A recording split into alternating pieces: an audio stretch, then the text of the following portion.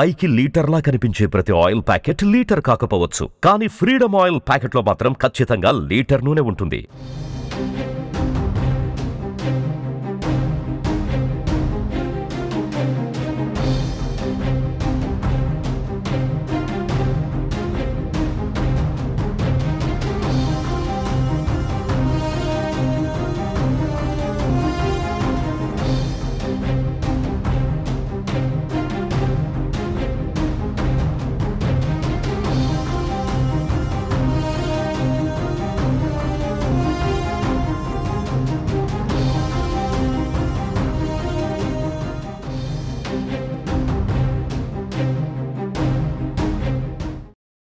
బిహార్ రాష్ట్రం మరోసారి ప్రకృతి ప్రకోపానికి గురైంది. బుధవారం తెల్లవారుజామున భీకరమైన ఈదురుగాలులు, వడగళ్ల వాన బీభత్సం సృష్టించాయి. ఈ విపత్తు కారణంగా రాష్ట్రంలోని పలు జిల్లాలు అతలాకుతలమయ్యాయి.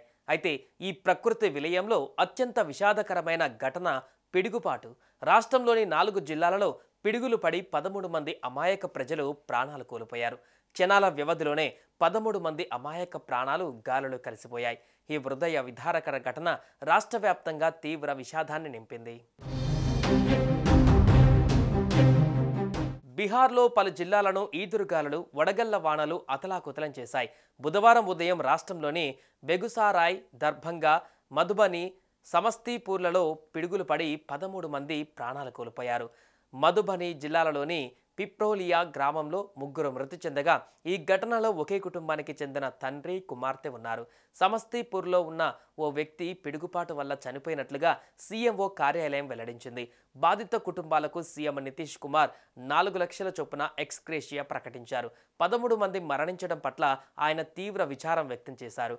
బాధిత కుటుంబాలకు తన ప్రగాఢ సానుభూతిని వ్యక్తం చేశారు. అకాల వర్షాల నేపథ్యంలో ప్రజలు అప్రమత్తంగా ఉండాలన్నారు. ఏపీలో భిన్నమైన వాతావరణ పరిస్థితులు కనపడుతున్నాయి. బంగాళాఖాతంలో ఏర్పడిన అల్పపీడనం ప్రభావంతో ఏపీ వ్యాప్తంగా గురువారం పలు చోట్ల వర్షాలు కురుస్తున్నాయి. అలాగే కొన్ని చోట్ల వడగాలులు వీచే అవకాశాలు కూడా ఉన్నాయి.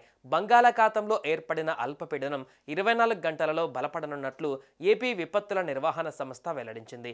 దీనికి అనుబంధంగా వాయువ్య మధ్యప్రదేశ్, దాని పరిసర ప్రాంతాలలో ఉపరితల ఆవర్తనం విస్తరించి ఉన్నట్లు తెలిపింది. దీని ప్రభావంతో ఏపీలో గురువారం పలు చోట్ల వర్షాలు కురుస్తాయని అధికారులు అంచనా వేస్తున్నారు. బంగాళాఖాతంలో ఏర్పడ్డ అల్పపీడనం ఉత్తర ఈశాన్య దిశగా తిరిగి వచ్చి 24 గంటల్లో మధ్య బంగాళాఖాతంలో క్రమంగా బలహీనపడే అవకాశాలు ఉందంటున్నారు అధికారులు. దీని ప్రభావంతో పార్వతీపురం, మన్యం, అల్లూరి సీతారామరాజు, అనకాపల్లి, కాకినాడ, కోనసీమ, తూర్పుగోదావరి, ఏలూరు, ఎన్టీఆర్, గుంటూరు, ప్రకాశం, నంద్యాల, అనంతపురం, సత్యసాయి జిల్లాలలో అక్కడక్కడ పిడుగులతో కూడిన వర్షం కురిసే అవకాశం ఉందంటున్నారు అధికారులు.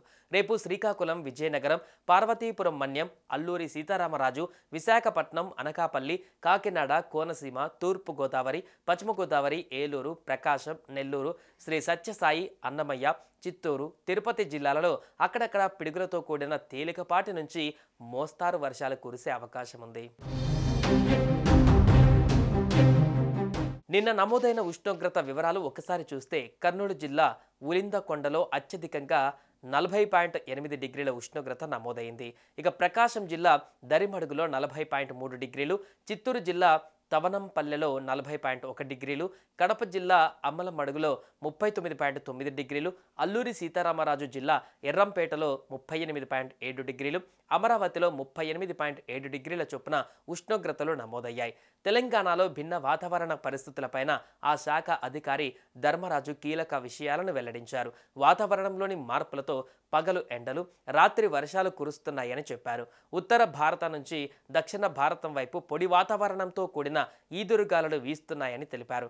ఇక రాబోయే రోజులలో తెలంగాణలో ఉష్ణోగ్రతలు క్రమంగా పెరిగే అవకాశం ఉందన్నారు. హైదరాబాద్లో 38 డిగ్రీల ఉష్ణోగ్రతలు నమోదవుతాయని ప్రకటించారు.